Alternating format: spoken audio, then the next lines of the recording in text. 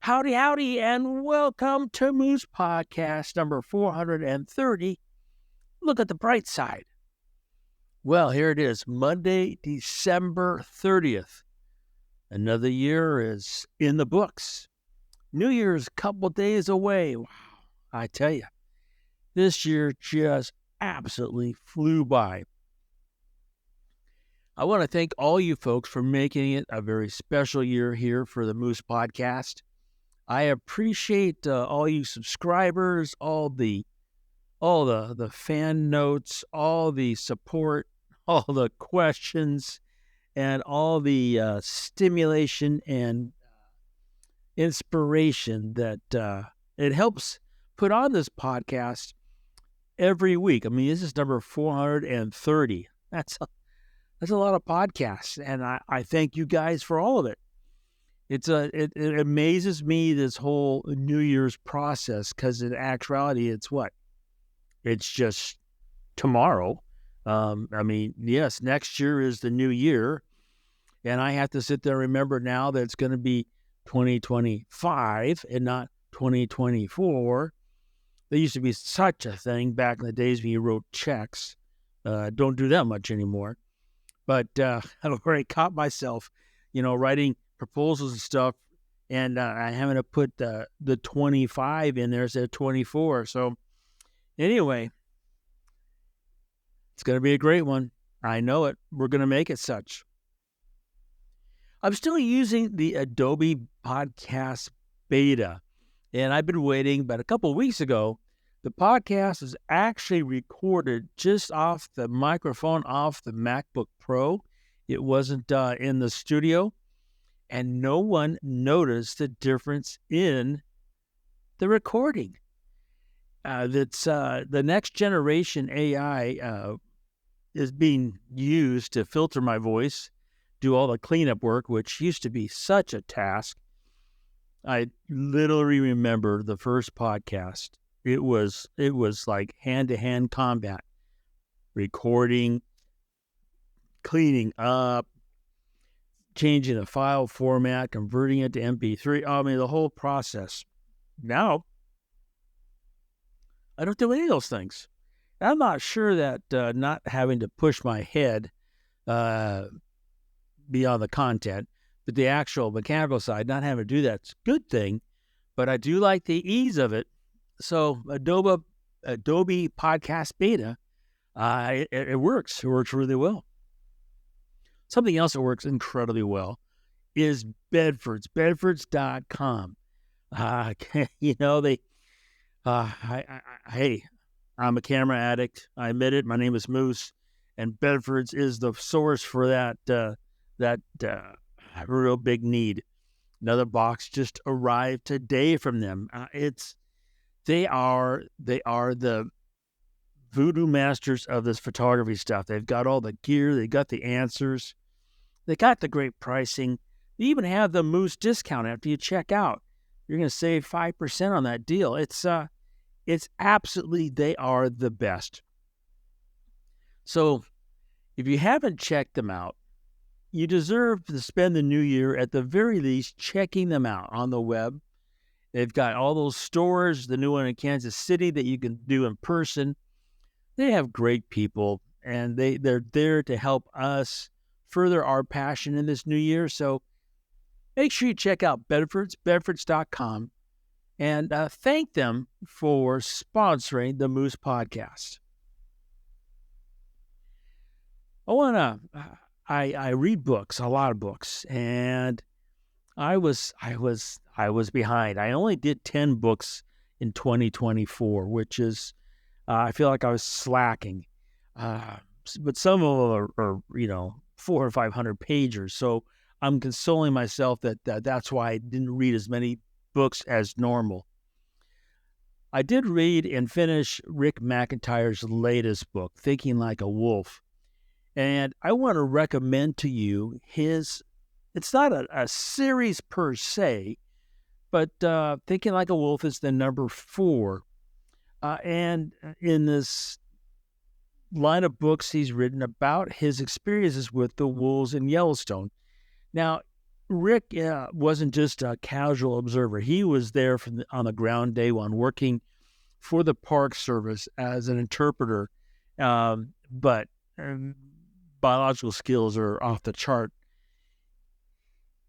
He brings to light what it is to be a wolf, and in some way de-romanticizes the, I don't know, is that even a word? I don't know. I just made up a new word for the new year. Yay. Anyway,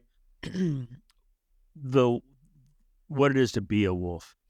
It is, you have to read the books.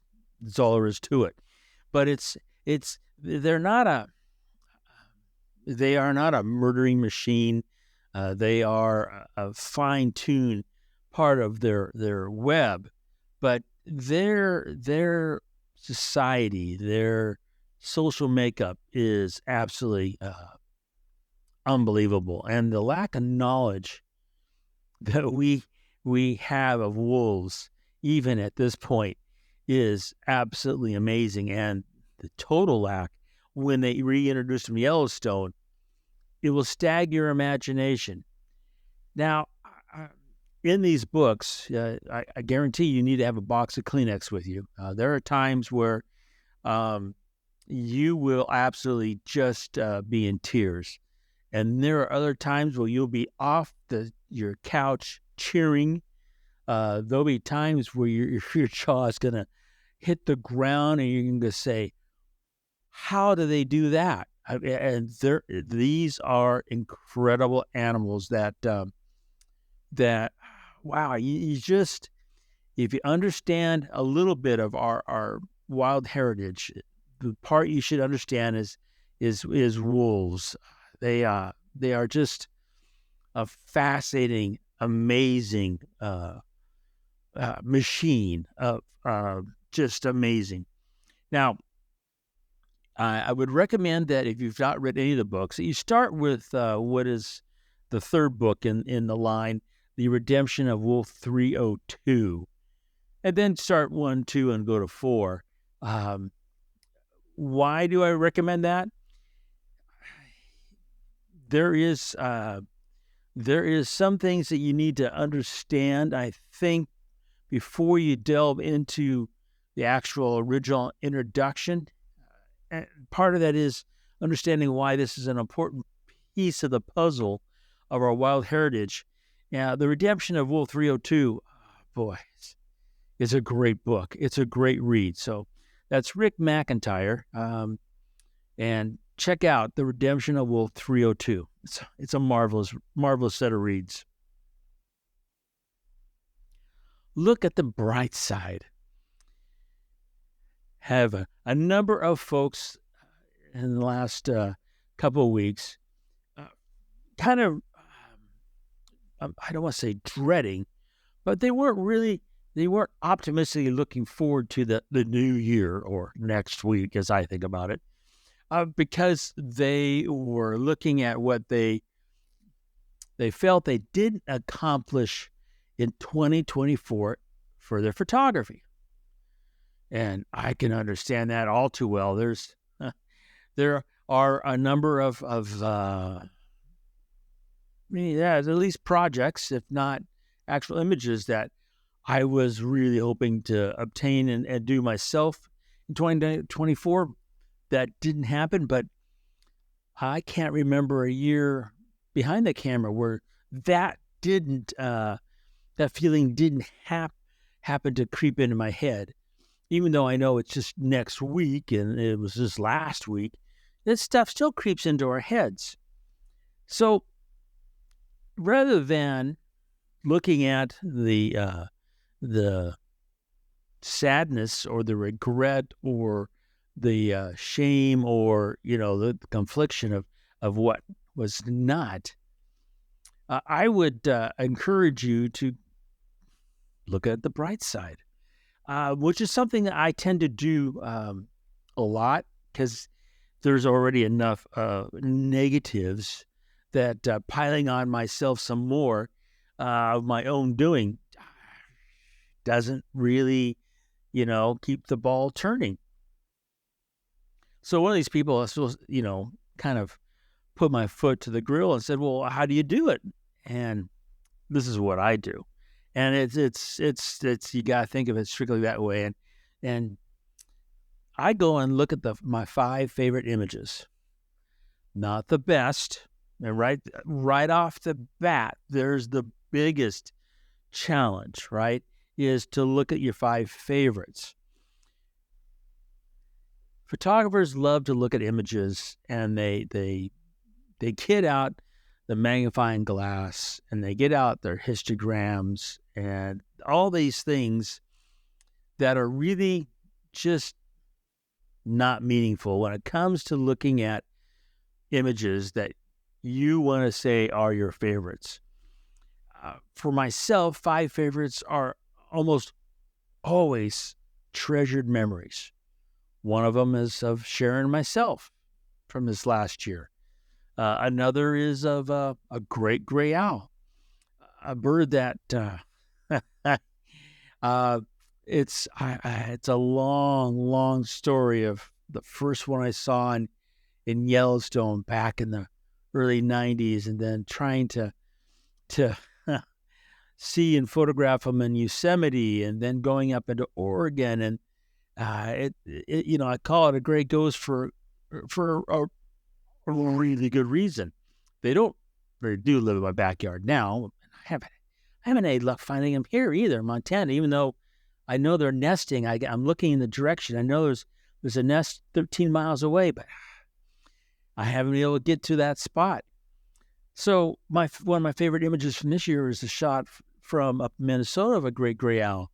That not a great shot. I've seen a hell of a lot better from folks like you, but it's the memory of the pursuit and the joy of seeing them in the viewfinder and going click.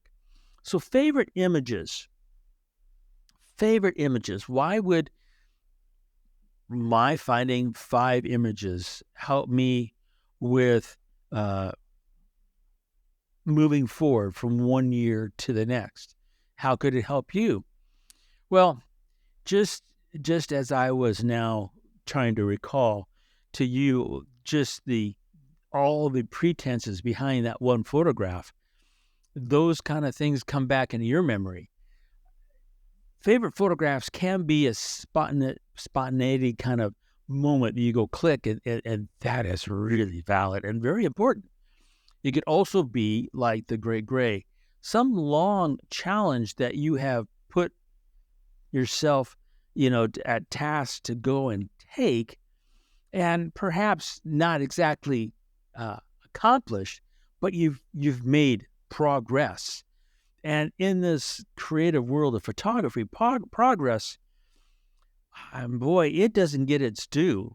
It is, progress is such an important part of the photographic equation. Yeah, there's the creative part, right? Which is, inside. We nurture it. We sometimes curse it. We definitely chase it. Then there's the technical side. F-speeds, f-stops, shutter speeds, lenses, bodies, But then there's also getting out and combining those two when you're out shooting or indoors if you do macro or, portraiture or those other things. You don't have to be outside to do photography, right? All of those things, the story better than anybody else to all that went into that photograph, right? I mean, we look at photographs as the outside, and boy, too often you go, oh, look at the highlights or look at the noise. Oh man, that stuff's irrelevant. Your 5 favorite images have no technical strings attached. They should just be passionate, romantic strings, ones that you can say to yourself, I overcome this, that, or the other, no matter how trivial it might be. You did overcome those little things, and you have this photograph in your files on your wall that represents that triumph. The triumph doesn't have to be monumental. the smallest little triumph is a triumph. And if you find your 5 images, and that will probably take you a little bit of time to narrow it down to 5, and that's a good thing, right? That's a really good thing. That process will, I guarantee you, give you enough to move forward to tomorrow, next year, and keep that ball going. Do I have any New Year's resolutions? I had a couple for 2024. Felt I did pretty well. I did a few more YouTubes, and I have a couple in me that I got to get done. Hopefully one more before the new year will get posted. And yes, I spent a little more time sharing other people's work on social media. So I did pretty well there. I was good with that. Did I photographically, I did not get out and do 2 things here in my own Bitterroot Valley that I wanted to do. So I'm hopefully in 2025 going to get out there and get more work done with the moose and the great grays that are here. Definitely. But do I have any really monumental New Year's resolutions? Actually, I haven't put much thought into it. The one thing I did think of was that all that time I spent on social, looking at other people's work that I could, enjoy and promote, I don't know if that was beneficial to me, because I don't know about you, but social stuff, man, there isn't any, it's hard to find threads or conversations that are really inspirational. They're more on the other side. So I have to look at that a little bit more. And maybe that's probably going to be my New Year's resolution, is how I could be more social without being on social. I just talked myself into a New Year's resolution. Maybe doing some, I'm going to add to it. How can I be more social without being on social? I like that. So, there you go. Look at the bright side. You folks have a marvelous week, a marvelous New Year's. I look forward to seeing you next year. And remember, whatever you do, make every click your story.